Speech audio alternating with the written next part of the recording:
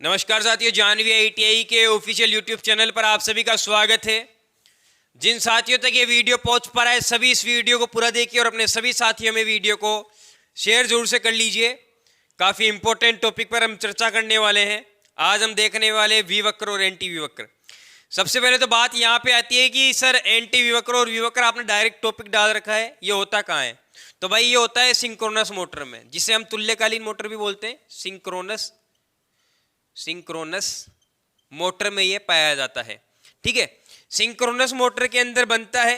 DMRC के अंदर पूछा हुआ क्वेश्चन है कि विवक्र कहाँ बनता है, तो भाई सिंक्रोनस मोटर में बनता है। डायरेक्ट क्वेश्चन आया हुआ है, ज्यादा कुछ नहीं पूछा गया था, बस डायरेक्ट ये पूछ लिया गया कि विवक्र कहाँ बनता है, तो वो सिंक्रोनस मोटर में बनता है। ठीक है, अब इसके बाद में सबसे पहले हम देखेंगे विवक्र। देखिए विवक्र के अंदर ऐसा एक ग्राफ है। ठीक है, ग्राफ के अंदर ये वाई अक्ष होता है और ये एक्स अक्ष होता है। ठीक है, और हमेशा जो विवक्र बनता है दो चीजों के बीच में बनता है, एक तो आर्मेचर करंट और दूसरी एक्साइटेशन करंट। ठीक है, एक्साइटेशन करंट। इस एक्साइटेशन करंट को हम फील्ड करंट भी बोल सकते हैं, फील्ड करंट। ठीक है, और फील्ड करंट को हम किससे प्रदर्शित करते हैं भाई? आईएफ से, और आर्मेचर करंट को आईए से हम प्रदर्शित करते हैं। सबसे पहले तो हमारे पास जो विवक्र है हमें ये क्या बताता है? विवक्र हमें ये बताता है कि अगर हम एक्साइटेशन करंट को जीरो से अधिकतम तक करते हैं, जीरो से अधिकतम तक हम करते हैं, तो हमें पावर फैक्टर कैसा दिखता है?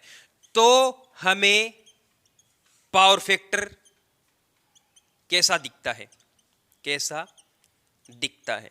यह है विवक्र का मेन काम, जिसमें हमें यह दिखता है कि अगर हम एक्साइटेशन करंट को जीरो से लेकर के अधिकतम तक बढ़ाते हैं, ठीक है, और परिवर्तित करते हैं, चेंज करते हैं, तो हमें पावर फैक्टर कैसा मिलेगा वो बताता है हमें विवक्र। यहां पर हमारे पास जो वाई अक्ष है, वाई अक्ष पर हम आई ए को ले रहे हैं। आई ए का मतलब आर्मेचर करंट को, और यहां पर हम ले लेते हैं आई एफ को। ये दूसरा क्वेश्चन आपका यहां से बन चुका है कि यहां पर एक्स अक्ष पर कौन सी करंट होगी? एक्स अक्ष पर कौन सी करंट होगी भाई? एक्साइटेशन करंट, जिसे आप फील्ड करंट बोलते हैं। ठीक है, इसमें क्या होगा कि जैसे जैसे आप एक आर्मेचर करंट को क्या करते हैं, घटाते हैं, जैसे आर्मेचर करंट घट रही है, या फिर जैसे जैसे आप इसको एक्साइटेशन करंट को बढ़ाते हैं, ठीक है, एक्साइटेशन करंट को आप बढ़ाते हैं, तो एक्साइटेशन करंट तो देखिए बढ़ रही है, एक्साइटेशन करंट तो बढ़ रही है भाई, बढ़ रही है ना। पहले करंट इतनी थी, अब करंट इतनी हो चुकी है, एक्साइटेशन करंट बढ़ रही है। ठीक है, लेकिन यहां पर आप देख पा रहे हैं कि आर्मेचर करंट घट रही है। तो ये आर्मेचर करंट घट रही है। एक सैचुरेशन पॉइंट इसका ऐसा आएगा, ठीक है, जब हमारी आर्मेचर करंट न्यूनतम हो जाएगी, बहुत कम हो जाएगी। ठीक है, वो सैचुरेशन पॉइंट ये रहा, और न्यूनतम बोलेंगे। ठीक है, तो यहां पर पावर फैक्टर हमारा इकाई होता है। जिसके बाद अगर हम आर्मेचर करंट को बढ़ाते हैं, जैसे जैसे हम आर्मेचर करंट को बढ़ाएंगे अब, और वैसे वैसे हमारी फील्ड करंट बढ़ने लगेगी। हमारी एक्साइटेशन जो करंट है, एक्साइटेशन करंट हम बढ़ा रहे हैं, हमें देखने को मिल रहा है कि हमारी आर्मेचर करंट घट रही है। यहां पे ये इसका सैचुरेशन पॉइंट आ गया। ठीक है, इस सैचुरेशन पॉइंट के बाद हम हमारी एक्साइटेशन करंट को बढ़ाना शुरू करते हैं, देखते हैं हमें क्या दिखता है। हमने इसको वापस बढ़ाया, ठीक है, एक्साइटेशन करंट हमारी ये जो थी, इस करंट को हम बढ़ा रहे हैं। भाई करंट तो बढ़ रही है, लेकिन अब देखिए ये अगर ऐसे बढ़ती तो हम बोलते सिर्फ और सिर्फ एक्साइटेशन करंट बढ़ रही है, सिर्फ और सिर्फ एक्साइटेशन करंट बढ़ रही है। लेकिन जब हम इस पॉइंट के बाद एक्साइटेशन करंट को बढ़ा रहे हैं, तो इसके बाद हमें क्या देखने को मिल रहा है कि हमारी अब जो आर्मेचर करंट है बढ़ रही है। ठीक है, एक टाइम ऐसा था जब हम एक्साइटेशन करंट को जब बढ़ा रहे थे तो आर्मेचर करंट घट रही थी। अब एक टाइम ऐसा है जब हम एक्साइटेशन करंट को बढ़ा रहे हैं तो आर्मेचर करंट बढ़ रही है। हो गया अंतर भाई, पहले घट रही थी आर्मेचर करंट, अब बढ़ रही है। लेकिन हमने एक्साइटेशन करंट को तो सिर्फ बढ़ा ही रहे, कम थोड़ी करे एक्साइटेशन करंट। भाई एक्साइटेशन को हमने बढ़ाया, एक्साइटेशन बढ़ रही है, हमारी आर्मेचर करंट डाउन जा रही है। एक्साइटेशन करंट को हमने और बढ़ाया, एक पॉइंट के बाद आर्मेचर करंट वापस बढ़ने लगी, लेकिन एक्साइटेशन करंट तो बढ़ ही रही थी। यहां पर हमारे पास ये जो स्थिति है, यहां पर जो लेवल एक्साइटेशन जिसे हम बोलते हैं, लेवल एक्साइटेशन की स्थिति है। ठीक है, क्या स्थिति है भाई? Level excitation. यहां पर लेवल एक्साइटेशन पर आर्मेचर करंट का मान कितना होगा भाई? न्यूनतम। भाई कम था यहाँ पर करंट का मान, तो यहाँ पर लेवल एक्साइटेशन पर आर्मेचर करंट का मान न्यूनतम था, और इस न्यूनतम करंट पर पावर फैक्टर कैसा दिखेगा? इकाई। यहां पर हमें पावर फैक्टर इकाई दिखेगा। तो दूसरा तीसरा क्वेश्चन यहां से बनता है कि पावर फैक्टर इकाई कब होगा? जब हमारे पास आर्मेचर करंट का मान न्यूनतम होगा। पावर फैक्टर इकाई कब होगा? जब हमारे पास आर्मेचर करंट का मान न्यूनतम होगा। जीरो नहीं बोल सकते, न्यूनतम बोलेंगे। जब सबसे कम होगा ना, तभी हमारे पास पावर फैक्टर इकाई निकल करके आएगा। यहां पर ये जो है डाउन जा रहा है ग्राफ डाउन जा रहा है, तो डाउन को हम क्या बोलते हैं? Under compound. ठीक है, ये हमारी अंडर एक्साइटेशन की स्थिति, अंडर एक्साइटेशन की स्थिति, एक्साइटेशन की स्थिति। ये जो स्थिति है हमारी अंडर एक्साइटेशन की स्थिति है, और यहां पर जो पावर फैक्टर होगा यहां से लेकर के यहां तक, ये होगा हमारा लेगिंग पावर फैक्टर। क्या होगा भाई? Lagging power factor. लेकिन इसके अंदर करंट कैसा रहेगा? अधिकतम। करंट कितना रहेगा? करंट अधिकतम रहेगा। भाई करंट अधिकतम है, ठीक है। स्थिति कौन सी है? Under excitation. क्वेश्चन बन चुका है, अंडर एक्साइटेशन की स्थिति पर करंट कैसा रहेगा? अधिकतम। और इस अधिकतम करंट पर हमारे पास जो पावर फैक्टर कैसा रहेगा? लेगिंग पावर फैक्टर निकल गया। लेगिंग पावर फैक्टर पर करंट तो अधिकतम रहेगा, लेकिन पावर फैक्टर लेगिंग रहेगा। यह चीज समझ में आई? अंडर एक्साइटेशन है, अंडर एक्साइटेशन पर पावर फैक्टर लेगिंग, और पावर फैक्टर लेगिंग है, लेकिन करंट का मान अधिकतम है। दिख रहा है करंट का मान अधिकतम है। कौन सी करंट है? ये आर्मेचर करंट अधिकतम है, ठीक है। अब इसके बाद तीसरी स्थिति आती है, कौन सी? ये वाली। ये कौन सी है? Over excitation. Over excitation. ये जो ओवर एक्साइटेशन की स्थिति है, इस पर भी करंट का मान तो अधिकतम है, ठीक है। इस पर भी आर्मेचर जो करंट है इसका मान तो अधिकतम है। तो ओवर एक्साइटेशन पर करंट कितना रहेगा? अधिकतम।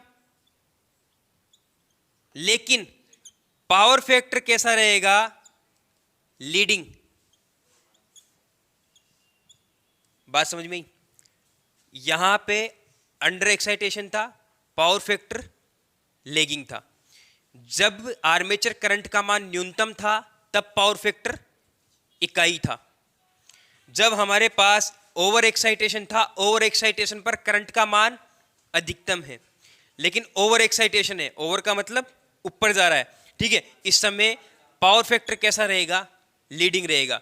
बताया पावर फैक्टर। हमने क्या किया? यहां पर जो हमारी एक्साइटेशन थी, या फिर कहिए कि जो एक्साइटर के द्वारा जो विद्युत धारा दी जा रही थी, हमने उसमें परिवर्तन किया।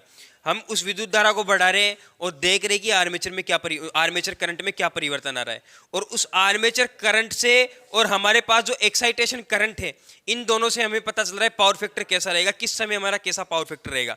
अब समझ में आया विवक्र क्या होता है? विवक्र समझ में आ गया, ठीक है।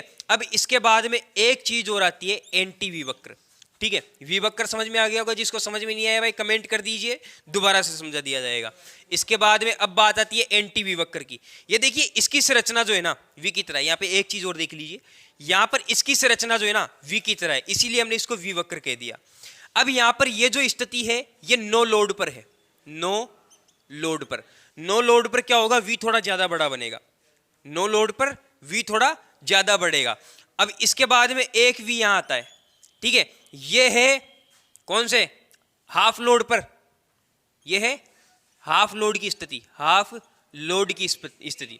भाई हाफ लोड की स्थिति है, वी रहेगा लेकिन वी थोड़ा छोटा हो जाएगा। एक आएगा फुल लोड, ठीक है। फुल लोड पे क्या हो जाएगा? वी थोड़ा और छोटा हो जाएगा, फुल लोड। इसमें क्वेश्चन कैसे पूछा जाएगा? एरो देगा एक्स, कौन सी स्थिति है? हाफ लोड की स्थिति। ऐसे क्वेश्चन पूछा जाएगा, ठीक है। बाकी इसके अंदर करंट कम घटेगा, ठीक है, और एक्साइटेशन का मान भी कम ही बढ़ेगा। बाकी आप इसको ऐसे समझा सकते हैं कि यहां पर एक्साइटेशन का मान भी कम बढ़ रहा है और करंट का मान भी कम ही डाउन जा रहा है। इसको इस तरह से और समझ सकते हैं। ये तो हो गया हमारा विवक्र। इसके बाद में एक एंटी विवक्र आता है, जो किस किस के बीच में बनता है? लोड के बीच में, ठीक है। लोड है और एक होता है कपलिंग एंगल, ठीक है, जिसे आप युग्मन कोण भी बोल सकते हैं, ठीक है। ये होता है कपलिंग एंगल, कपलिंग एंगल। ये जो कपलिंग एंगल है आप इसे युग्मन कोण भी बोल सकते हैं। कौन सा कोण भाई? युग्मन कोण। ये युग्मन कोण हो गया, ठीक है। युग्मन कोण हमेशा साइन थीटा में मापा जाएगा, ठीक है। युग्मन कोण हमेशा साइन थीटा में मापा जाएगा। अब देखिए जैसे जैसे मैं यहां से लोड का मान, यहां पर तो लोड भी जीरो है और कपलिंग एंगल भी जीरो रहेगा। जैसे जैसे मैं लोड का मान बढ़ाता हूं तो कपलिंग एंगल का मान भी बढ़ेगा, ठीक है। ये बढ़ रहा है, इसमें भी एक पॉइंट, एक सैचुरेशन पॉइंट ऐसा आ जाएगा जिसके बाद कपलिंग एंगल बढ़ना शुरू हो जाएगा, और सॉरी लोड का मान बढ़ना कम हो जाएगा। भाई लोड यहां पर आके, लोड यहां रुक गया, अब अगर आप और कपलिंग एंगल का मान बढ़ाते हो तो अब लोड नीचे जाएगा। भाई लोड अब धीरे धीरे वापस नीचे जा रहा है, कपलिंग एंगल तो बढ़ रहा है, कपलिंग एंगल तो बढ़ रहा था, लेकिन लोड वापस नीचे जाने लगा। अब ये जो संरचना है ये कैसी बनी? उल्टा वी, तो इसे आप एंटी वी कर्व भी बोल सकते हैं, एंटी वी वक्र भी बोल सकते हैं। किस किस के बीच में बनता है एंटी वी वक्र? लोड के बीच में और युग्मन कोण यानी कि कपलिंग एंगल के बीच में। ये कपलिंग एंगल कौन सा एंगल है? कपलिंग एंगल कौन सा एंगल है? कपलिंग एंगल वह एंगल जिस पे फ्लक्स काटा जा रहा है, जिस एंगल पर फ्लक्स काटा जा रहा है, जिस एंगल पर फ्लक्स कट रहा है वो है हमारा कपलिंग एंगल। होते हैं 4-5 एंगल होते हैं, 0, 90 होते हैं, 180, 270, 360, ये सभी एंगल, ये कपलिंग एंगल। इसकी वैल्यू आएगी साइन थीटा में, कपलिंग एंगल को साइन थीटा में मापा जाता है। इसके बाद में ये हो गया हमारा एंटी वी वक्र। ये था आपका एक छोटा सा वी वक्र और ये था एंटी वी वक्र। इसमें आपको याद ये रखना है कि जब अंडर एक्साइटेशन होगा तब पावर फैक्टर कैसा रहेगा और आर्मेचर करंट कैसा रहेगा, ठीक है। इसमें बस ये याद रखना है कि इनके बीच में बनता है, और यहाँ पर युग्मन कोण जो कि जिसे हम कपलिंग एंगल बोलते हैं किस में मापा जाएगा, किस में मापा जाएगा? बस ये पूछा जाएगा साइन थीटा में, ठीक है, साइन थीटा में। ये जो कोण होता है साइन थीटा में मापा जाता है ये कोण, ठीक है। ये था एंटी वी वक्र और वी वक्र, और उम्मीद है आपको इन दोनों में कोई समस्या नहीं होगी। अगर आपको किसी प्रकार की कोई समस्या है ना तो आप बता सकते हैं सर हमें ये दिक्कत है, ठीक है। समझ में आया? कुछ आया समझ में? समझ में आया? ठीक है, वापस रिपीट कर दूंगा अगर कोई चीज़ समझ में नहीं आई तो। और हो सकता है कि जल्दबाजी में मेरे मुंह से कुछ वचन ऐसे निकल गए होंगे जो कि मैंने 2 बार रिपीट किए हैं, तो उनके लिए मैं क्षमा चाहता हूँ। होती है, प्रॉब्लम होती है भाई, मैं कभी क्या बोलता हूँ कभी क्या बोलता हूँ, होती है। वो मैंने एक वीडियो देखा था, मैंने एक वीडियो देखा था मैंने। उस वीडियो में क्या हो रहा था कि देखिए मैं इतिहास इतना जानता तो नहीं, मैं आपको बता दूं मेरा इतिहास बहुत कम है, डाउन है, ठीक है, जी का अपना बहुत डाउन है। लेकिन उसमें क्या होता है, एक मैडम पढ़ा रही होती है, ठीक है, एक मीम्स बना हुआ था, मैडम पढ़ा रही होती है, बाबर की लड़ाई हुई हुमायूं से, लिख देती है वो, बाबर की लड़ाई हुई हुमायूं से, सामने वाला लिख लेता है नहीं नहीं नहीं नहीं नहीं नहीं अकबर से, अकबर से, अकबर से नहीं, अभी भी नहीं, अभी नहीं, सॉरी सॉरी सॉरी सॉरी गलती हो गया। तो इसके बाद में जो लड़का है ना उसकी क्लास को बंद कर देता है। तो मैं मानता हूँ ऐसी प्रॉब्लम्स आपके साथ भी होती होगी, है ना, लेकिन मैं जो है ना 2-3 बार चेंज नहीं करता हूँ भाई, एक बार ही चेंज करता हूँ, ठीक है। तो अभी के लिए इतना ही काफ़ी है, मिलते हैं इसी प्रकार के धमाकेदार वीडियो में, तो धन्यवाद।